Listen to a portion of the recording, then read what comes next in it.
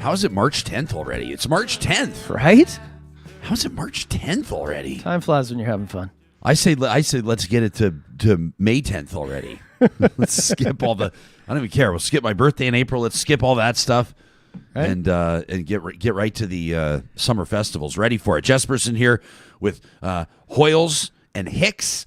Hoyles and Hicks. Oh, I like that. Yeah, it kind of sounds like an accident injury law firm.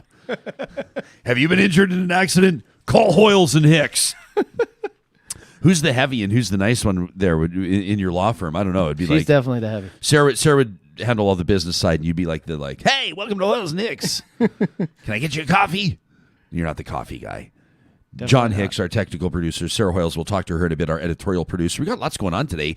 I'm looking forward to connecting with Tasha Kheiriddin coming up in about a half hour.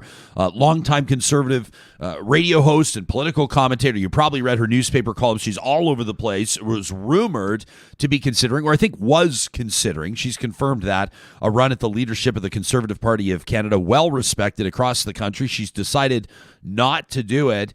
And it sounds like when Jean Charest officially announces his entry into this leadership race today, he will do so with the endorsement of Tasha Kheiriddin. We're going to find out why. Plus, get her assessment of the race to this point. Dr. Leslyn Lewis is in. Pierre Poilievre is in. Sounds like Brampton's mayor, Patrick Brown, is probably going to be in.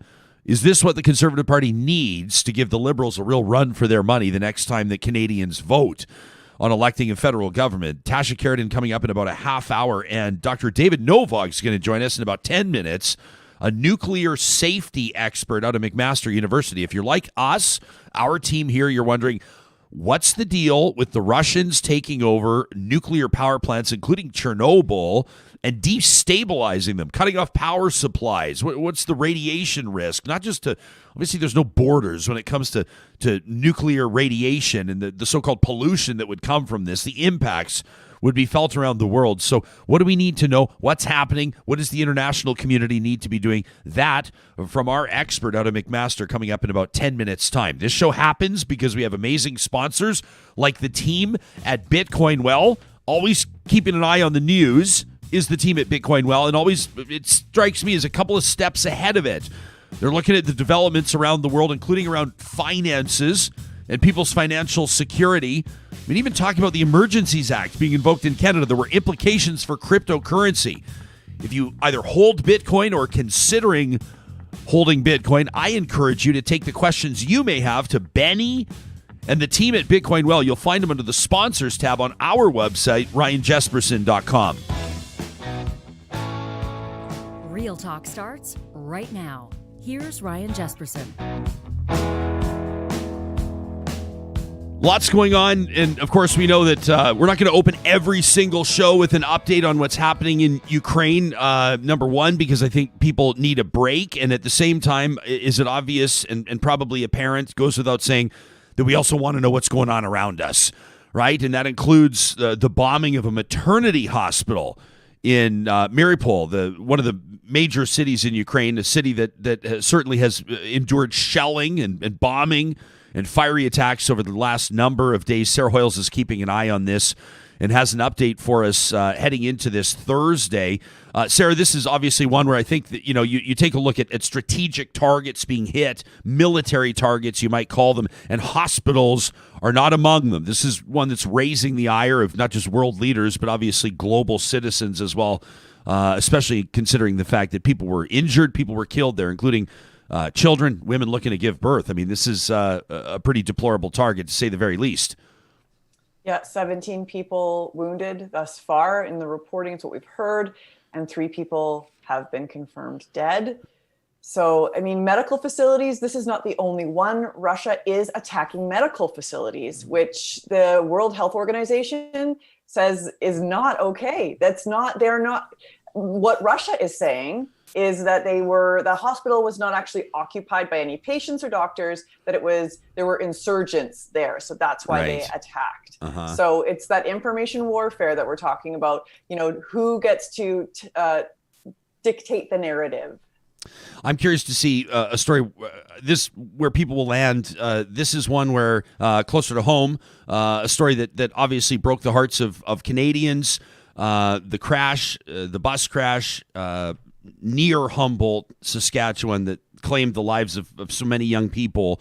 That Humboldt Broncos bus crash obviously brought a nation together, and it also, I think, opened up debate regarding the fate of the man who was behind the wheel of the semi-truck that caused that crash, Jaskirat Singh Sidhu.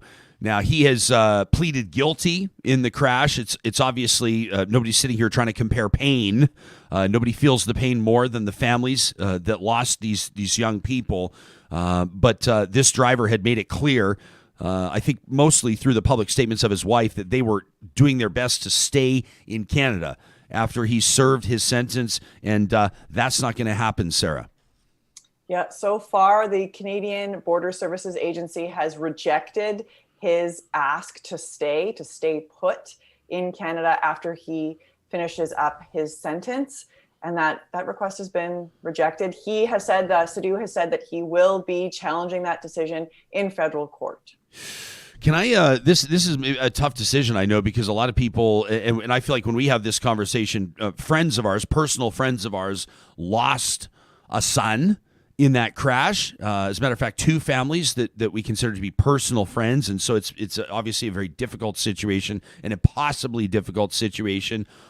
Even among the families, the bereaved families, there's not consensus, but there certainly have been some strong opponents to Jaskirat Singh Sidhu being able to stay in Canada. Some families on the flip side have said, we forgive him.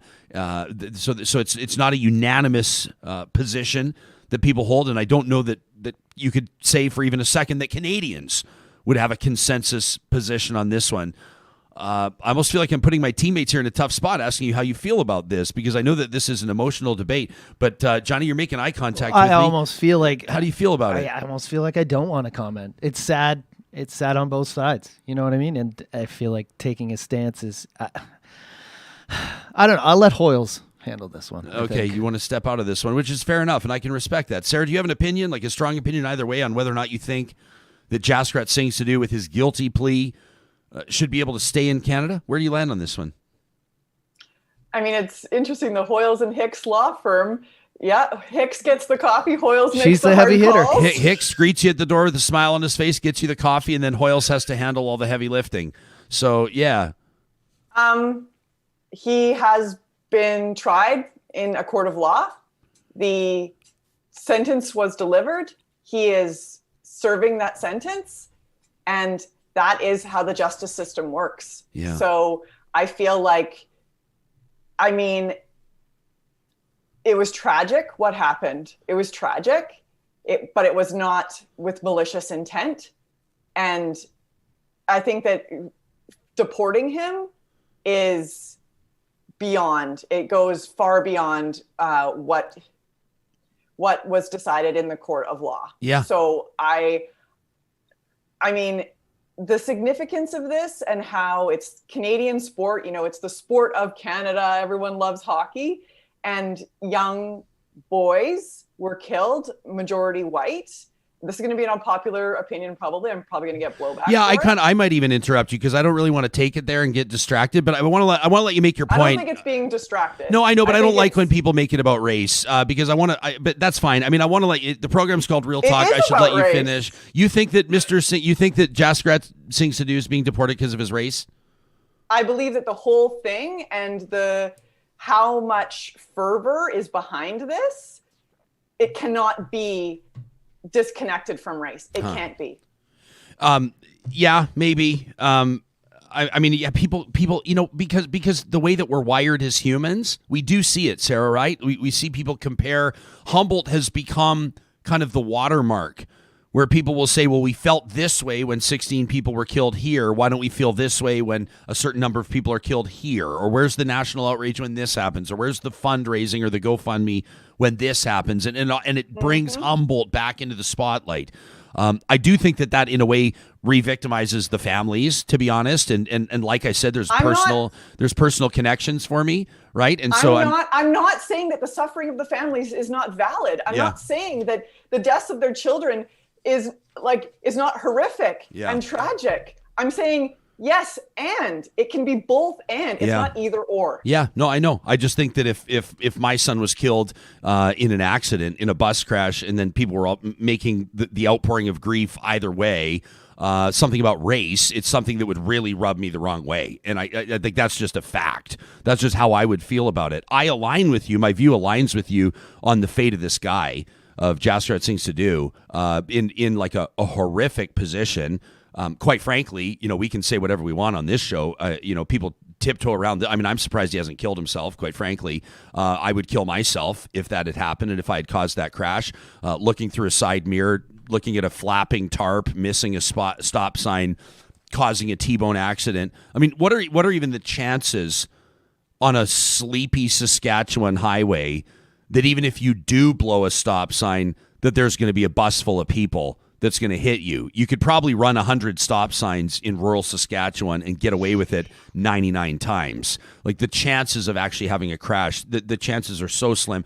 That doesn't matter. What matters is that there was a crash. He caused it, undeniably, and it's been a horrific circumstance ever since. But I align with you, Sarah. I feel like, and I understand the pain of where families are coming from when they're saying that we don't think you should be able to stay here. I guess I understand that in the same way that if somebody was responsible for the death of your loved one, you probably wouldn't want to see them ever again either. And then at the same time, like people are even saying on our live chat here, like, Darcy says this isn't justice, this is revenge. He says, I hate everything about this case. Whereas Dwayne says, I lost relatives in car accidents, and in a way I can relate. So, Debbie says, I support him staying in Canada. I think he can do good and make a difference going forward. I feel badly for the families. I feel bad for all involved. So I get it. I mean, I guess I get it. Sandra says, why should deportation even be on the table? Doesn't seem to make sense. Tracy says it's a touchy topic. I can see Ryan and Sarah's side. I don't even know that Sarah and I don't align on it. I mean, Sarah's making a point that's a fair point. Quite frankly, every once in a while, I'm just going to say, keeping it real to you, sometimes I just don't want to fucking get into certain things. And I don't feel like getting into the race side of that conversation right now. But then you're probably going to say to me, you fucking hypocrite, the show's called Real Talk. If somebody talks about that, then you should take that subject on. Maybe. Tanya says, I don't have the standard acceptable emotional response to this tragedy for the reason that Sarah states. There absolutely is a race factor at play. You can see people there. You can see it on their faces as they shape their responses. Jill says the death of a brown child, the death of a white child not received in the same way, stating that fact causes offense. Johnny, not Hicks, Johnny P on the live chat says, if I was welcomed to another country as a citizen and I committed a serious crime, I would expect to be kicked out after my sentence was completed. I don't know. I can't get on board with it. And like I said, my statement may cause pain to people who I care about, but I can't get on board with kicking somebody out that I'm listening to messaging. I think it's Mothers Against Drunk Driving, but there's some advocacy group right now, and there's messaging. They're advertising right now. They're saying stop using the A word. They're saying when impairment is involved, and to be clear, this guy was not impaired, but they're saying when impairment is involved, it's not fair to call these accidents. Stop calling them accidents. When distracted driving is a player, is a factor, don't call it an accident, right? It's a collision. It's a crash. It was not an accident. Somebody failed in their due diligence or in paying attention. But if somebody causes, can I say, an accident or a motor vehicle collision where they're not impaired, there's no malice, there's certainly no intent, there's an admission obviously he stayed at the scene, obviously. He pleaded guilty. He cooperated with police. He's serving his sentence. Why is he getting kicked out? And what does kicking him out accomplish? What message does it send? What message do we hope to send? Curtis says, kick out the gangsters. This was an accident. Tracy says, for a decade, I worked in an office that had to report individuals for deportation. It's hard to watch men, women, and children cry as they were returned to Europe, Asia, Africa. Daniel says his employer was riding his ass. They're probably more to blame than him. He was undertrained. He was distracted, trying to do his job properly, keep his tarp tied down. Daniel says, that said, I'm not sure how he missed the sign. Sarah, do you remember, were there rumble strips there at that intersection? There had been a previous fatality at that specific intersection. And I know that there were some high, like, cedar trees or something like that, and people investigating the accident. I think we can all probably remember the aerial shots. We've seen that accident. There was some sort of suggestion that his vision could have been impeded. There were some tall trees there. And I know that people had asserted, and I don't remember the details, they're a bit foggy in front of me, but people had said the previous fatality, that the province of Saskatchewan had not acted in a way that they thought that they would in responding to that. You know, like we see these circumstances where there's a fatality at an intersection, and then either rumble strips will go in, or they'll install traffic lights, or they'll do something. I can't remember. I don't know. I'm putting you on the spot here, but do you remember, were there rumble strips? I don't remember if there were leading up to that intersection. I'm not sure, but does it matter? Yeah. Well, Because I'm just saying it. He said that he's guilty. No. admitted. That's not what I'm saying. Yeah. I'm just saying, like, if there's rumble strips, you're more likely to recognize there's an intersection coming. That's my point. Like Daniel there, I think it was Daniel was saying he's just not sure how he missed the sign. And I'm just trying to remember if there were rumble strips or not. Obviously, it would make a huge difference. Sandra says this shouldn't be about deportation, period. Yeah, you can let us know what you think about this.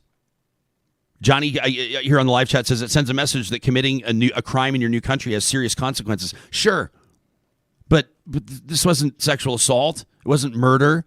People died. 16 people died. But we consider motive and we consider circumstance in sentencing in our country, right? We do. Yeah, geez.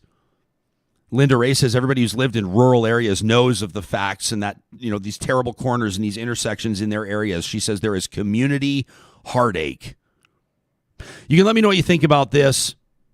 Deborah says forgiveness is one of the most difficult things for Western society. You know what? It's mornings like this I'm really grateful we have our live chat. I really appreciate everybody that's chiming in on this. Derek's talking about the Premier of Saskatchewan. Fair point. If Scott Moe can kill somebody under the influence, then logically this guy could become the next Premier of Saskatchewan. Fair.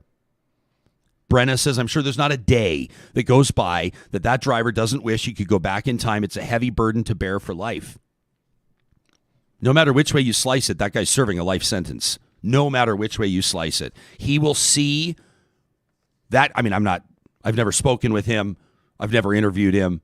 This is speculative, but he will see that crash in his mind every single day for the rest of his life. He will see it in his dreams. It will haunt him. I mean, his life is ruined. He is serving a life sentence. The families that lost their loved ones are also serving life sentences. It's a horrible, horrible situation. Brenda simply says we need to forgive. And Brenda, I agree with you. And also, can we both agree it's probably easier said than done? You can let me know what you think about this. Talk at RyanJesperson.com. I want to get to your emails on this. I know that many of you are going to have something to say about this, and we want to hear it. I want to tell you about Nate in just a second. We're going to be getting on to talk about nuclear instability and some of these plants essentially being taken over in Ukraine in just a second. Right now, if you're considering, if you feel a lot of potential right now, you've got a bunch of ideas, but you need that expert influence. You've got drive, but you need direction. You've got talent, but you need connection. If you have dreams to build the next innovative product or solve a world problem, the answer could be lying right now at Nate's J.R. Shaw School of Business. You can find it online at nate.ca. Here, the big factors at play: leadership, connection to industry, and career-ready grads. You're going to walk out of here with a handle on what it takes to be a successful entrepreneur from one of Western Canada's largest business schools, home to more than 6,000 students. It's the Nate J.R. Shaw School of Business. If you and your family are ready to get out of here, you're ready to feel the sand between your toes, you're going to take a week away or maybe a month away, and you want to try to do what you can to keep down costs on the home front while you're gone, why not park your car at Jet Set Airport Parking? If you're flying out of Edmonton International Airport, you can book ahead of time for travel all the way through till the end of 2022 at jetsetparking.com. When you do, with at least 24 hours advance notice, make sure you use the promo code REALTALK. That's going to get you parking for $7 a day. $7 a day using the promo code REALTALK at jetsetparking.com. And our friends at Friesen Brothers want to remind you that St. Patrick's Day is coming up on March 17th, and the celebrations are already kicking off with a bunch of great promos, including an all-you-can-eat St. Patty's Day dinner coming up this Saturday at select Friesen Brothers locations. You can find all the details on their website at friesen.com. And, of course, circle your calendar the first of every month. Don't forget, with a minimum $75 purchase, it's 15% off your grocery bill on the first day of every month at Friesen, Alberta grown, Alberta owned. That's Friesen Brothers. Well, you're no doubt, if you're a keen listener to this show, if you're an engaged citizen, you're paying attention to daily developments in Ukraine as Russia's attack continues, including targeting nuclear facilities. Dr. David Novog is a professor, research chair in nuclear safety at McMaster University. He's got more than 25 years experience in nuclear energy safety, the environment of the private and public sectors, as well as in academia, and we're thrilled to have him joining us this morning. Doctor, thanks for making time for us, and welcome to the show. You're very welcome, Ryan. Thanks for having me on. You bet. So, I mean, there's a lot of ground to cover here. I think probably most prominently back on February 24th, Russian forces capture the Chernobyl nuclear power plant, and civilians like me are going, what on earth? Why would they have interest in Chernobyl? Can you help us understand why these facilities are being targeted as key targets by the Russians? I don't know if the facilities themselves are what are being targeted. I don't have any real military expertise. I do understand just from the media that there's certain strategic value in the locations around Chernobyl in terms of how they approach Kiev from the north. So I don't believe they were intending to take over the Chernobyl area to get a hold of the reactors there. But really as a part of some larger goal in terms of their military operations. The Chernobyl reactors are not operating right now. They have not operated in tens of years, and they've been shut down for a long period of time. That site has had many reactors, not just the one where the accident took place in the 80s. There were other reactors in operation that have since been shut down, and so it's quite a large facility. I was there observing it about a decade ago. And it's right on the highway towards Kiev, like from Belarus towards Kiev. So I think it's really just part of some larger goal of the Russian military. What's it like to actually tour that facility, to be on site? I mean, obviously you've got incredible insights based on your academic and your professional career, but even the average person understands that one of planet Earth's great disasters occurred right there on that square footage. What was it like for you to be there?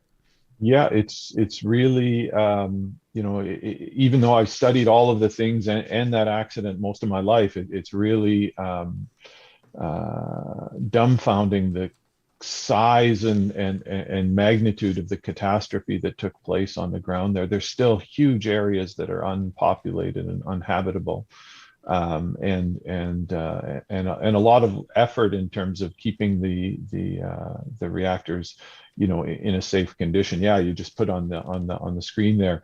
All of the EU has been contributing towards bolstering and building a containment structure around that accident affected reactor, such that if things happen, if there's an earthquake or a storm or environmental damage, no further radiation would be released from that accident site, because it is still inside that dome that you showed on the screen there. It is still quite radioactive.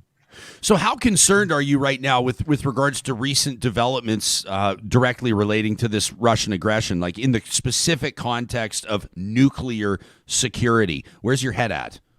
Yeah, so the as part of the International Atomic Energy Agency, every country who signs on to that agency, including Russia, agrees that in any event they would, you would not purposely challenge the power supply to a nuclear reactor.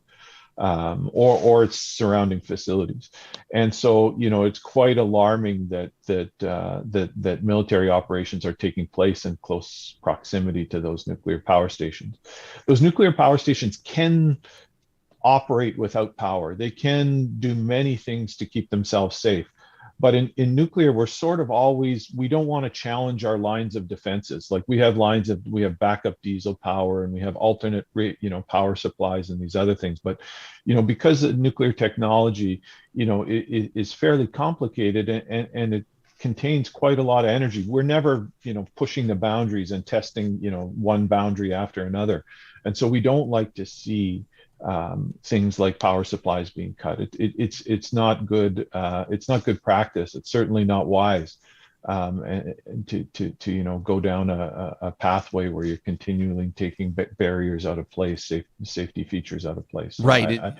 You know, that night that when you know, I think I got the news just like everybody else on Twitter and so on, when you could see like missiles flying by and they said it was a nuclear power station.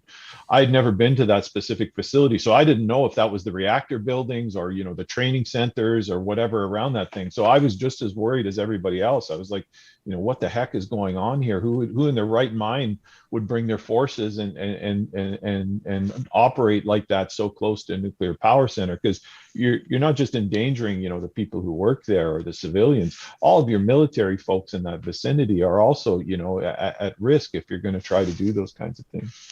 You're probably, I mean, you're saying you're worried like everybody else. You're probably more worried than everybody else because you have a more clear understanding of what happens if all hell breaks loose, right? I mean, like if a missile strike does hit the right target or the wrong one, depending on your perspective, if it hits where you don't want it to hit, what are the stakes here? So the reactors are, you know, post 9/11, we went through a whole process in the nuclear industry of, you know, how robust are our safety and containment structures that are designed to, you know, prevent this.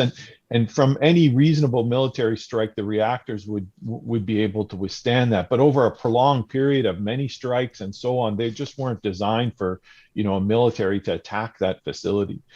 So, you know, from a single strike or from some kind of errant you know, munition, I wouldn't have, you know, of course I would be worried, anybody would be, but they are designed to be able to tolerate that kind of trauma. And we, again, just like I said before, we purposely in nuclear never try to challenge those barriers. You know, it's just, you know, even though you've designed them and you put them there, they're there for a reason, and you don't want to, you know, test them in anger like that. So, you know, that evening when I saw the missile strike, certainly I was pretty worried.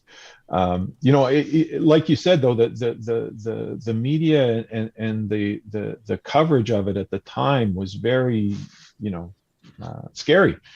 And I was talking, you know, after hockey last night, I was out with my hockey buddies and they were telling me, you know, they feel good when they talk to me because I can describe to them what's going on. But they said for the general public who doesn't have access to, you know, people like me who can, you know, explain what's going wrong and what the potential consequences are, they're like, this is real, you know, because on that night they were just as scared or more scared because everybody has in their mind, you know, the Chernobyl and the Fukushima issues, you know, and they can recall them, especially, you know, for me, I was alive. I talked to my students, they weren't alive during Chernobyl, but I remember the media broadcasts. I remember the mass, you know, exodus of people and the radiation damage that it caused, and, you know, in all of Europe. And so I think everybody, you know, their instant reaction is to have a lot of fear. Did you happen to watch that miniseries, by the way, Chernobyl? Yes, I did. It was, I mean, it was remarkably done from a storytelling and a production standpoint. It was just absolutely incredible. Was it accurate? So, I mean, it was, I think for any kind of dramatization, it was as accurate as it could be. I mean, they took various circumstances and they combined them into a single event, or they took various people and combined them into a single person. So in terms of the dramatization, I think it was, you know, they took some liberties to make the story, you know, a miniseries. But in terms of the overall coverage, you know, I thought it was decently well done. It was, it was entertaining, and it was, you know, had a good grounding and factual. Yeah, sure did. I mean, I don't want to get too far off course here. One of the things that reminded me is, as is the case with crises throughout history, is that there are so many heroes who risk their lives or give their lives. We have no idea who they are. We don't know their names. Oftentimes they're not recognized for it, but people that put themselves in incredible danger to try to save the lives of others. That wasn't lost on me as I was watching that. Let's get back to present day and what's happening in Ukraine right now. This tweet from Ukraine's foreign minister, Mr. Dmytro Kuleb, said the only electrical grid supplying the Chernobyl facility and all nuclear facilities occupied by the Russian army is damaged. Lost all electric supply. Says the minister, I call on the international community to urgently demand Russia to cease fire and allow repair units to restore power supply. What's your insight on that? That's from the foreign minister calling on the international community. I mean, you're talking the United States, Britain, France, Canada. What's an appropriate response? So I think my first response as a human is I wish there would be a cessation of all hostilities immediately for every reason. But from the nuclear standpoint, you know, the one thing that kind of it's a difficult concept to understand is we shut the reactors down, but the reactors still produce some heat, which, if we take that heat away and cool it, then those reactors will stay safe indefinitely. If we jeopardize the cooling, of course, the reactors could heat up and melt, for example. In Fukushima, that was not an accident where the reactor went through some kind of pipe rupture or anything like that. That was a prolonged loss of our ability to cool the reactor caused by the tsunami. So at first glance, that notification is alarming. But what you also have to recognize is, as time progresses after a reactor is shut down, that heat load becomes much, much smaller. So, for example, the reactors in Chernobyl, which have been shut down for dozens and dozens of years, produce extremely small amounts of heat. And therefore, our requirements, the amount of cooling they need, is quite small.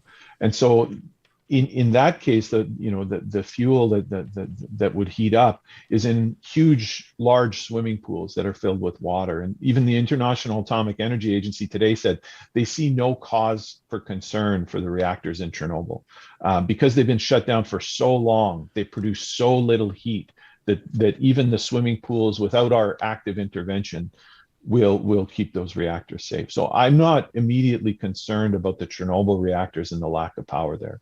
I think, in the long run, yes, we want to make sure we have an ability to bring fresh water to those pools if need be over the weeks and months ahead, depending on how long this Russian invasion goes on for. But I think right now, I don't see any safety concern at the Chernobyl sites. What my biggest concern is, the attacks, the cutting power, the missile strikes near a nuclear power plant. It's kind of like a bunch of symptoms of, military actions that are not taking due care with the technology, right? Like it's this, and then the stuff last week. And so it just seems like the Russian military, this is not, anything that they're considering in their mind. They're just going ahead and doing what they, want to do militarily. Without maybe considering the ramifications of some of their actions. Yeah, we were just talking out of the gates today about bombing a maternity hospital, like the same sort of a thing. It just feels like it's maybe not even arbitrary. I mean, there may be so much malice or such a sort of a psychological impact intended here that they are bombing targets that will strike that fear in people and maybe cause them to think certain things about this Russian aggression, or perhaps some intimidation factor at play. I can't have one of Canada's foremost nuclear safety experts on the show and not ask you about the threat of nuclear war. We've run some interesting polling. We do a question of the week every week, and some interesting numbers. About a third of our audience, if I remember correctly, is somewhat concerned that they think it's a valid concern that Vladimir Putin could deploy nuclear weapons. Obviously, that would change the game in a big way. How concerned are you that this could become sort of a next level type scenario involving nuclear attacks? I think I don't have an immediate concern right now. Of course, you don't know. He seems like a leader who is, does whatever he likes, irrespective of the consequences. So I don't have any insight into the Russian leadership's intentions.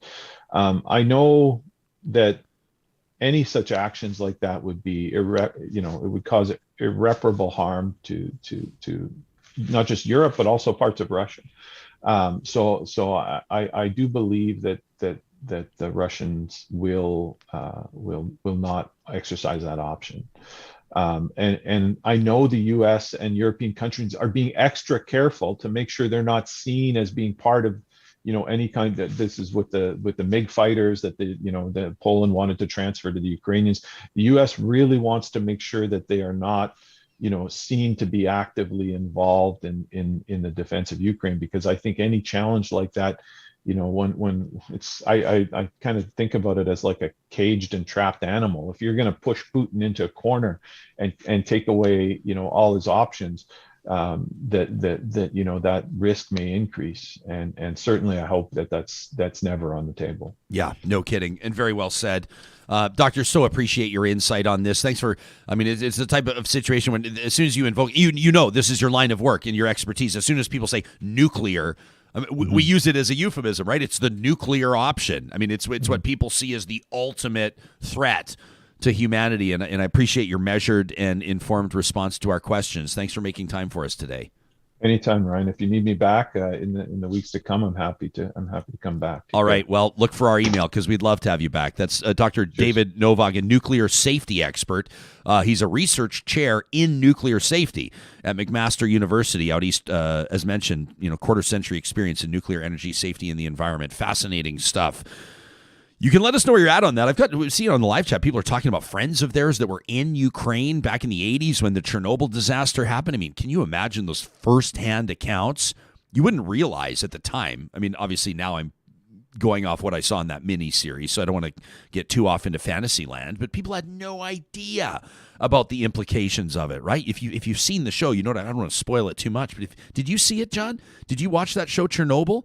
Me and my wife were horrified by it. Yeah. Like, it was so well done. So well done. And remember that kind of the what do you call it? Not the acid rain, but like that kind of rain that was falling, and people just had no idea. It was a death sentence for even the guys who worked in the plant. I know they're actors, but you felt for them. Like, you'd always read about Chernobyl, but it just really put everything into perspective. It was, and all the people that were failing everybody in the situation. Again, they're actors, but you're like just furious at them the whole time. That's a sign of a story well told, a job well done. It's not nuclear, but still providing power for a ton of people. Do I dare? Is Kubi Energy, the solar energy solutions to power your life. I've been telling you about Kubi, the full service contractor for residential, commercial solar power systems, also industrial, agricultural applications. They're doing it all. I insist that you go check out their Instagram page. They do a great job. As soon as I scroll through, they're like, oh, yeah, they could do that. Oh, yeah, they do that. Right. Tesla certified installers with a great handle on all of the bursaries and grants and incentives. Your journey towards solar could be closer than you think with Kubi Energy. Don't forget, they present Positive Reflections, the first show of every week. If you've got something that filled your bucket or made your day, you can email it to us. Make sure you note it as a submission for Positive Reflections. Our friends at Eden Landscaping are getting ready for construction season. It's going to be here before you know it. That means right now, their teams are busy. Their design teams and their permitting teams getting everybody set to go the minute that ground starts to thaw. Sometimes there's delays ahead of breaking ground on a project that you might not consider. And with supply chain issues the way they are right now, if your build is going to require specific or special construction materials, you're going to want to get that process started ASAP. That means today is a great day to go check out Eden Landscaping at landscapeedmonton.ca. And if you're one of those that's looking at springtime as an opportunity for renewal, an opportunity to maybe better your chances in the new job market, to pursue a career in a new field that is booming, why not consider the Artificial Intelligence Ethics Micro-Credential through Power Ed at Athabasca University. AI, it's no secret, is integrated into almost every aspect of our life, but there are ethical considerations with regards to the design of it, the implementation of it. How about that conversation we had on the show months ago about bias and discrimination in AI? That's what this is all about. You can learn at your own pace through the Power Ed program, which is why so many people are going to Power Ed at Athabasca University at powered.athabascau.ca. Well, she certainly qualifies as a big name when you're talking about conservative commentary in the country. And I think a pretty big compliment for Tasha Kheiriddin when her name was being mentioned nationally by pundits and by conservative members alike as a potential leader for the Conservative Party of Canada. We're going to be talking to Tasha Kheiriddin in just a moment. I'm looking forward to the conversation about why ultimately she announced just a few days ago that she would not be seeking the leadership. She will, in fact, be endorsing Jean Charest, who will officially throw his hat into the ring later today at an event down in Calgary. Tasha Kheiriddin coming up in just a second. John, let me know when she's ready to rock and roll. We're also keeping an eye on other stories that are making news right now. And of course, Sarah Hoyles ready to get us up to speed on some of the other stories that people are talking about, including a story that just broke. We're going to get into those details and update on the first person in the world to get a heart transplant from a genetically modified pig. You remember that story? We talked about it a couple of months ago. We do have an update on that story.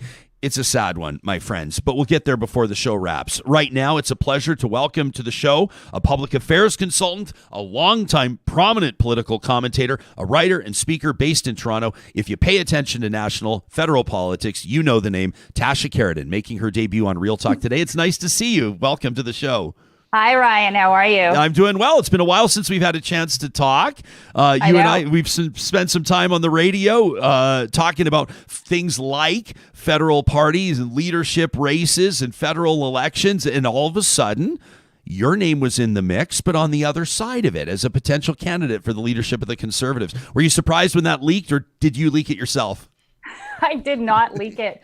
I was a bit surprised initially because I was not seeking this. I was contacted by members of caucus and other people who started asking me to run. There had been a notice out that I was writing another book, which I am still writing, about the future of the Conservative Party. And that notice was put out on Twitter by my publisher, and people took that as if I was running, which was very flattering. But that was not in my plans. And then, however, because of the outpouring of requests, I really did take it seriously. I mean, I've always been interested in politics. I had actually discussed with Erin O'Toole the possibility of running in the next federal election as an MP, whenever that would be. That was before Christmas. But unfortunately, I could never really pursue the conversation because ultimately he was no longer leader. Yeah, I want to find some balance in this conversation because obviously I want to pick your brain about your personal experience, your perspective, but also your analysis of the state of the party and the future of the party. Like you said, you're writing a book on it. Everybody's taking a look, I think, at the Prime Minister right now and going there. There are some chinks in the armor. I think it's fair to say that Trudeau could be beaten in a federal election by a party that had strong leadership and strong support. What do you make of Erin O'Toole essentially being ousted? He did what he had to do to get the leadership of the party. He did what he had to do to run a strong campaign, ultimately, but lost that federal election. Was the writing on the wall for him? I think it was. I think that what happened with Erin was basically a statement on politics today, which is that you have to be authentic or else you'll get into trouble. And that is really what happened. He ran as a true blue conservative, and then he tried to move the party more to the center. I would say more actually to attract voters in the suburbs, in the 905, in Quebec, voters who had maybe been turned off by a variety of things, including the infamous snitch line the Tories had in 2015.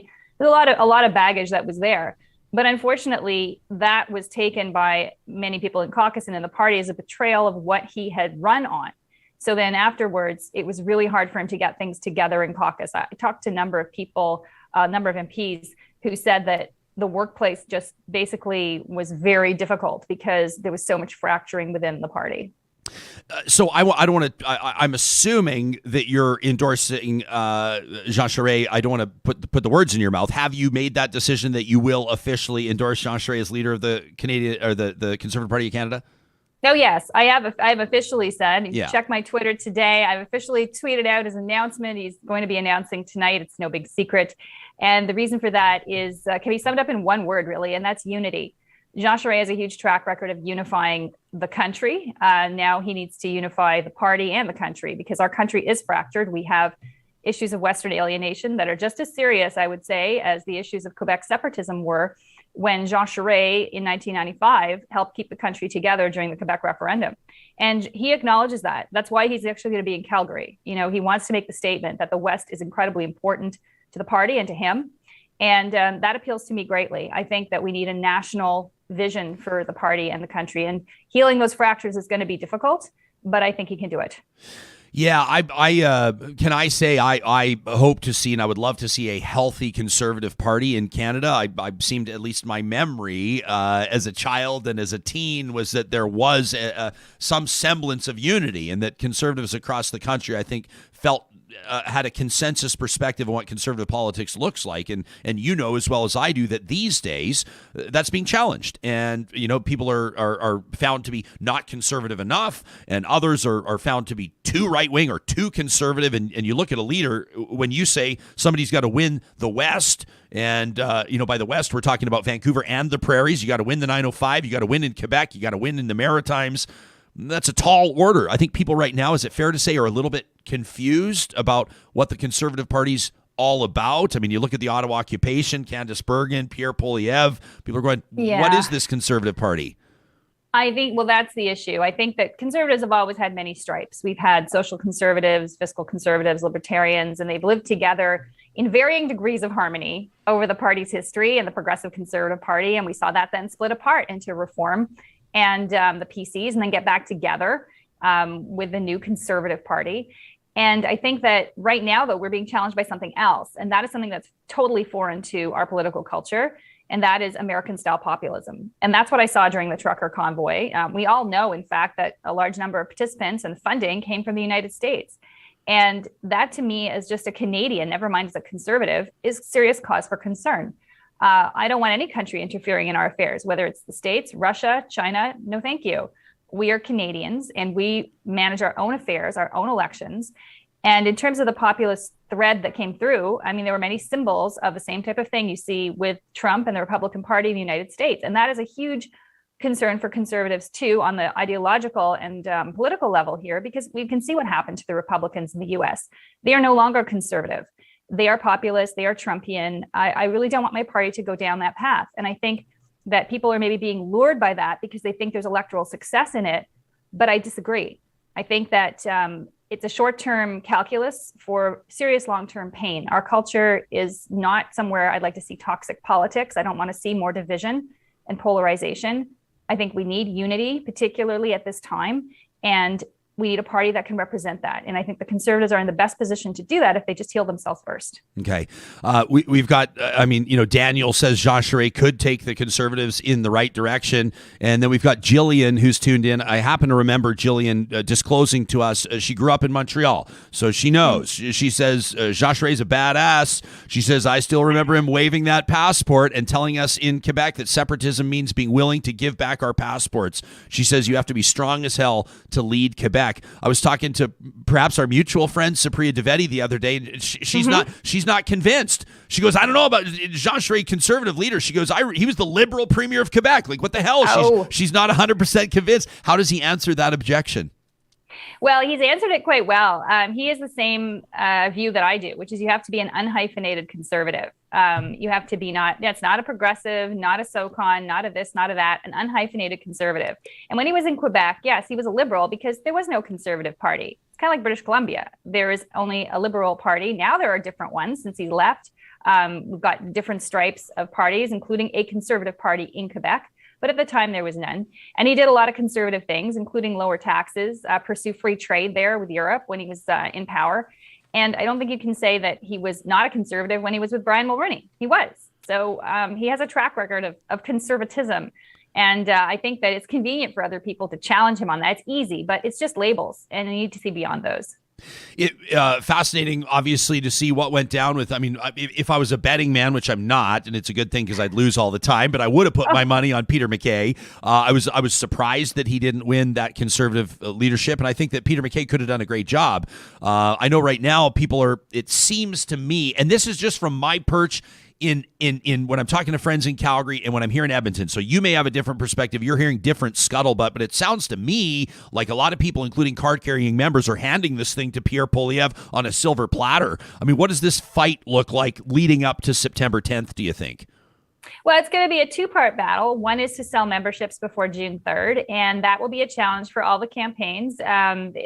Growing the base is the key, I think, to Mr. Charest's victory, and it's the key also to the party's victory in the next election. So they really go well hand in hand.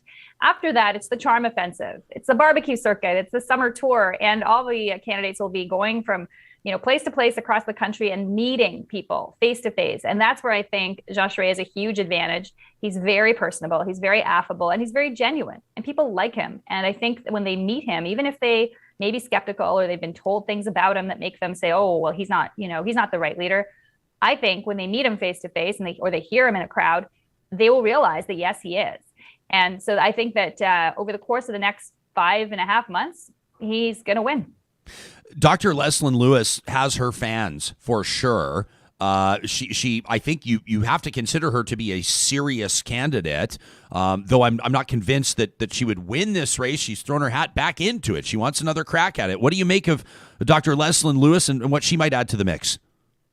Well, Leslie Lewis did incredibly well in the last leadership. She surprised everyone. Yeah. To her credit, she really, some people called her the kingmaker. Will she be the kingmaker again? Because there may be other women in the race at this point. I don't know.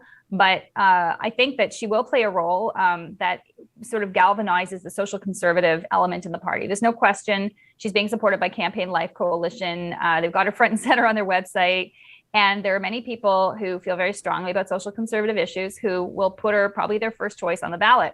But who will they put on as their second choice? It's a ranked ballot. So, her supporters will have to choose, and they'll have to look at the different people on offer. And I think that, we have to look at all issues that are on the table, including things like energy policy, environment policy, other things, and not just social policy. So I hope that her voters, her supporters will look and make a choice that they think will unify the party going forward. Because let's face it, if the party doesn't win, nobody gets to put through any policies they believe in. Being in opposition is not that fun.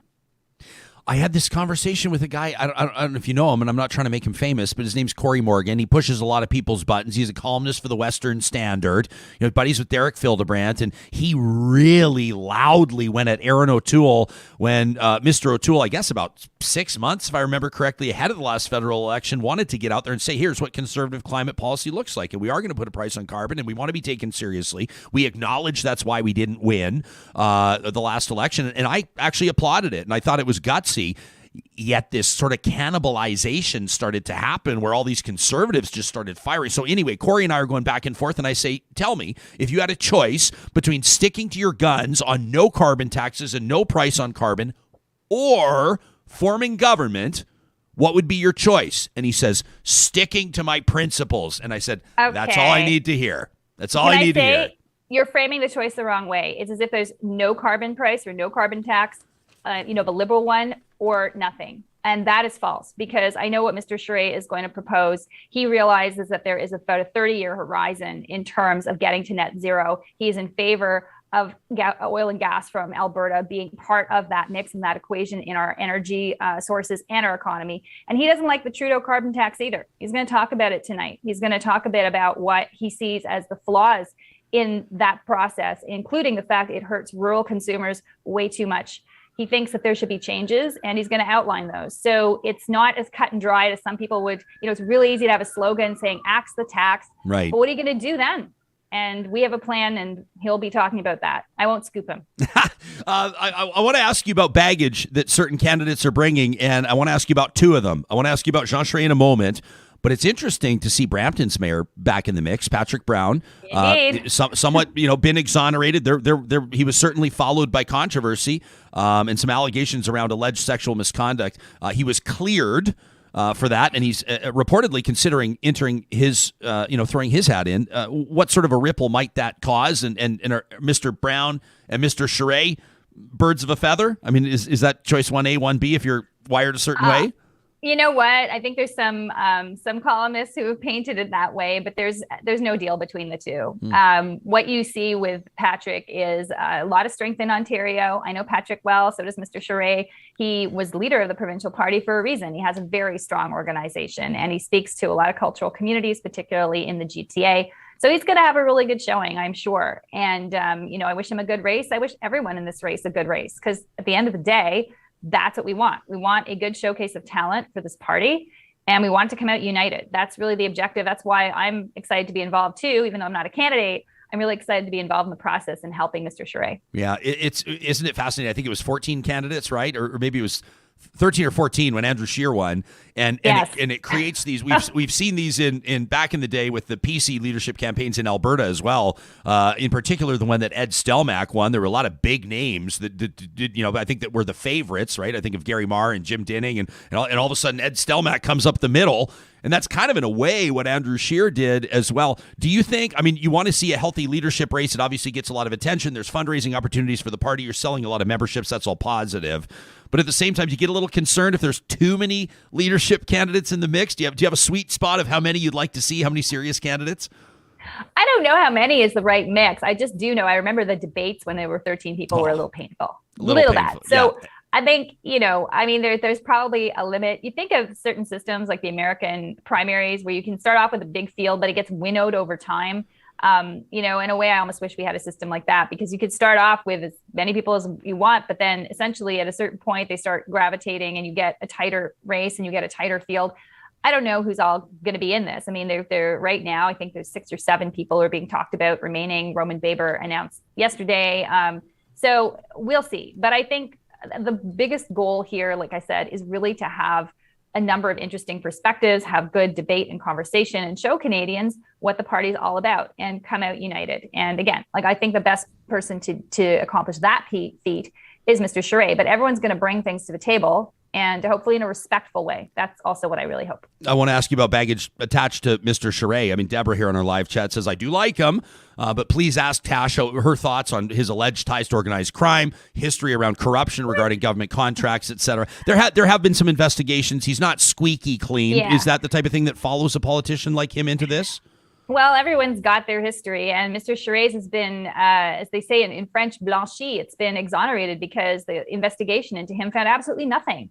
And it dragged on for 8 years, maybe it was 10. And basically the last few, there was nothing going on. It was just open. One of those, they just didn't close it. So it should have been closed a long time ago. It caused a lot of distress to his family, I will say. And now it's done. Patrick Brown too had things hanging over his head. And just this week, or yesterday, actually, we heard that CTV issued an apology for a story that basically torched his political career, at least temporarily.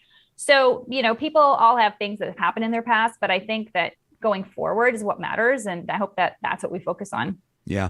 I mean, this is purely speculative, and it's almost not irresponsible. I can say whatever I want, I guess. But I would it's your say, show. But it's my show. I can say whatever I want. But I would say, I think, and I've said this to Danielle Smith. I said to her, if you didn't cross the floor, I guarantee you would have been the premier of Alberta.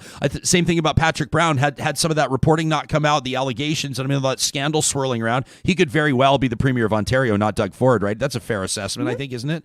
Yep, I think so. Yeah. So what are the leading at the time? Tasha, what are the stakes here ultimately for this party? Like, obviously, every leadership race for a federal political party, let alone the official opposition, is a big one. But it strikes me, and you've alluded to it already, that the national perception of this party, the definition, the identity of this party is almost up in the air right now, depending on who leads it forward. I mean, what are the stakes ultimately? Well, I think the stakes are the future of Canadian democracy. I really do. I think that this party has to present a credible alternative to the Liberal government. I really have problems with the way the Liberals have been running things while in office. I think many Canadians do, but they have no credible alternative if this party can't get it together, be united, and present a plan that appeals to a broad cross-section of Canadians. Yes, it has to be a Conservative plan, but I think you can craft one that also appeals to people in the 905, appeals to people in Quebec, appeals to Canadians in the Maritimes and Atlantic Canada. I mean, it's been done before. Stephen Harper did it. Brian Mulroney did it. So we've got to do it again. So those are the stakes to me. Tasha Kheiriddin, public affairs consultant. She's a principal at Navigator, longtime columnist, and obviously radio media personality as well, a writer and a speaker based out of Toronto. Make sure you check out her website, TashaKheiriddin.com. Give her a follow on Twitter. Thanks for your time today. It was great to catch up with you again. Oh, it's lovely, Ryan. Thank you so much. You bet, Tasha. Thanks very much. And of course, as mentioned tonight, Jean Charest will officially announce his candidacy. He'll officially declare at a gathering down in Calgary. Jean Charest, as they say, built to win. That's his tagline. That's his campaign tagline. I'm seeing this as Jean Charest versus Pierre Poilievre, not to discredit Dr. Leslyn Lewis, not to discredit Patrick Brown, should he enter the race, or anybody else. But that's what strikes me as the race. That's, to me, the two that are going to be trading punches most prominently. Let me know what you think about this. I'd be curious to know if there's perhaps a name out there that some of you are going, I wonder if this person's going to enter the race. Like Mr. Wonderful, Kevin O'Leary, I think went on the record and said that he said that he's not going to do it. You remember he was one of the 14 though, and then he kind of pulled shoot and it went to 13. The last, I thought, this is not the guy you want as the prime minister. He was like, I don't know. Do you call him the poor man's Donald Trump? I don't know if you call him the poor man's. He doesn't have as much money as Donald Trump. It's an excellent tagline. But he's also not declared bankruptcy like Donald Trump either. But I don't know. I don't think that Kevin O'Leary deserves to be part of this conversation. But who is that? Who is the O'Leary this time around? Who's the candidate that the conservative members of our audience, or the maybe undecided members of our audience, that could be convinced to vote conservative? Is there a candidate out there that would throw their name into the mix and you would go, you've got my attention. Like Dwayne takes me up on it right now. Dwayne hits the nail right on the head. What about Michael Chong? I'm going to say if Michael Chong were to enter this race, I would probably buy a membership to be able to cast a vote. I think I would. And I can tell that John of Hoyles and Hicks has no interest in commenting on this. Should we go to Hoyles? I don't know. I don't know if Sarah Hoyles could be convinced to buy a membership in the Conservative Party of She's Canada. laughing. Maybe we'll ask her when we go there in just a second. But first, let me remind you that right now, if you're looking for a new whip, whether that's a used car or a big heavy hauler, maybe you're looking for something to get your family out to the trailhead this summer or to pull your boat or to pull your trailer, but you're going, budget's a little tight right now. Family's not really looking at biting off a 6-figure new purchase. Why not shop the used inventory, the pre-owned and certified inventory at St. Albert and Sherwood Dodge? You can go visit their websites right now and check out that inventory, including the wholesale inventory. The cool thing about these two dealerships is when you start looking through the offerings, you realize they share their inventory, so you see a rig at one shop, they can get it to you, even if you're at the other location. They work together, their teams do, to ensure that you find exactly what you're looking for. And then that's the relationship where it starts. Then you've got your service relationship with them. It's all built on trust, and of course the return business is what they're most proud of. You can find Sherwood and St. Albert Dodge under the sponsors tab on our website. Infinity Healthcare is based on relationships, personality matching. They know that many of you are responsible for the care of loved ones, whether it's your parents, your grandparents, perhaps your siblings that are receiving home care services or that could benefit from them, but you know they're not going to connect with these home care services unless it's a good fit. There could be barriers like language barriers, cultural barriers. Perhaps there's some form of sort of a preconceived notion that's standing in the way of your family member accepting home care. That's where Infinity comes in. You can find them online and learn more about their personality matching services at infinity-8.ca. Find out why more and more people are trusting Infinity Healthcare. And our friends at Park Power want to let you know they're aware that rates right now are difficult for a lot of families. Costs are on the rise. By the way, our Friday Roundtable, you will not want to miss it this week. We're talking about gas prices through the roof and why it's happening. Park Power encourages you to take 5 minutes today and compare rates on electricity, natural gas, even internet. They do it all across the province of Alberta as your friendly local utilities provider. You take your business there using the promo code 2022-RealTalk. You get $70 off your first bill. If you take all your business there and bundle the services, you save on administrative costs. We always get excited when it times out exactly like that, John. You know, the music wraps, and we're done. As a DJ, I got to respect your game. As a DJ, there you go. Sarah Hoyles, the editorial producer of this show. So, is there a candidate? Have fun with the question if you like. Is there a candidate that could enter the Conservative leadership race where you go, oh, I'm compelled by this person, that may prompt you to buy a membership so you could cast a vote in September? I actually don't ever buy party memberships. You've never held one? I might have bought one many years ago, but I try to make a practice of it that I don't publicly align with any political party, whether it's federal, provincial, anything like that. I just, as far as my profession goes, I try not to. Yeah, that is true objectivity. And working in journalism for a long time, I mean, if it were to be revealed that a journalist were to hold a political party membership, it could be problematic for that journalist. I mean, you look at Leisha Corbella, the columnist. She's been on the show before, columnist for Post Media down out of Calgary in the Calgary Herald. You remember when it came out that she held a UCP membership and she was writing about the United Conservative Party. A lot of people cried foul on that. They said that was a bad look on her. I thought that Tasha had a really good assessment of what that race looks like, and I can appreciate her points of why she's supporting Jean Charest. It's a tall order, though. You're saying she's got to unify Conservatives across the country. Like, to speak plainly, you've got an interim party leader, and probably, if I can call Pierre Poilievre, maybe not the front runner, but one of the front runners for sure. You could maybe even get away with calling him the favorite at this point, though I don't know. Charest's no slouch. You have very different visions, right? You got the interim leader of the party that was basically slapping the truckers on the back saying, great job, keep it up, bringing him coffee and donuts as they occupied Ottawa. You're going to have a lot of other people, including all of the voters, the millions of them in Vancouver and Montreal and Toronto and other big urban centers that are going, as they said back in the day, homie, don't play that. Like, I'm not down with that. I can't get on board with the political party that's going to slap these guys on the back. So I'll be curious to see what Jean Charest can do about this. Homie, don't do that? Is that what you said? Homie, don't play that. Homie, don't play that. Do you get the reference? I don't. From In Living, am I aging Come myself? on, In Living Color. In Living Color. Come on, homie, don't play that. Yeah, it was like one of my favorite skits of all time. But the point is, like, and I'm one of these people. It's like, I'm sorry if part of your party's identity is that you were on board with the hot tub and horn honking truckers, that's a non-starter.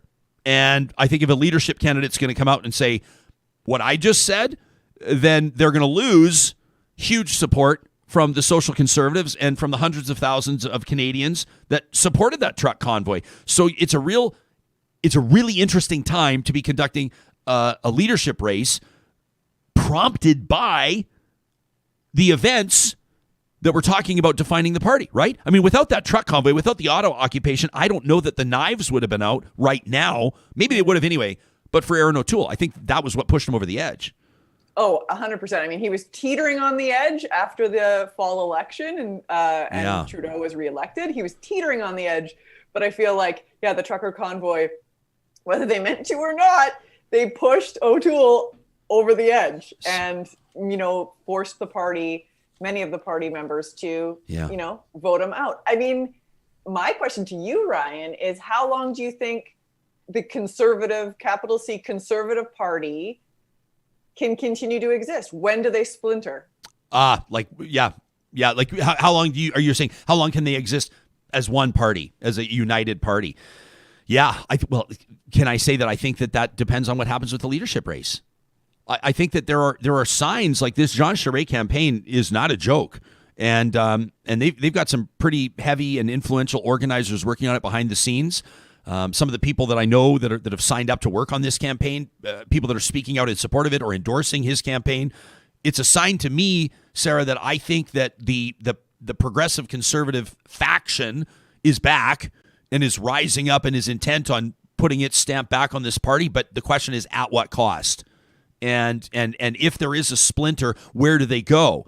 There are some existing parties, right? You have the Maverick Party, which is led by Jay Hill. I mean, their key fundraiser is Tamara Litch, by the way, who was granted bail just the other day. So I don't know. We've talked to Jay. He's been on the show. People can check out our archives for that interview.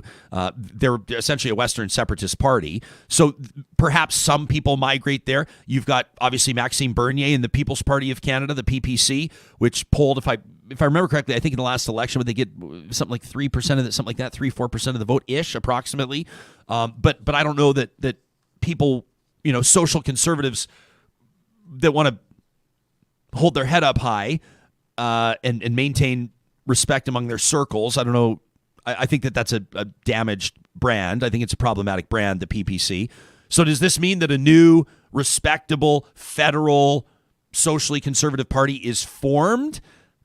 I don't know. I mean, if I'm being honest with you, Hoyles, I feel like the Conservative Party of Canada as is that socially conservative kind of right-wing party, right? To speak in provincial terms as we do and apply it to a federal party, I would say that the Conservative Party of Canada, the federal party as is right now, is what the Wild Rose Party was in Alberta, right? And I would say the same thing about the United Conservative Party, the provincial party, Jason Kenney's party. It's the Wild Rose Party, as one of Kenny's strategists said to me once over Old Fashions, and I won't say his name because that would betray his confidence, but he says, we've got all the corruption of the PCs and all the craziness of the Wild Rose.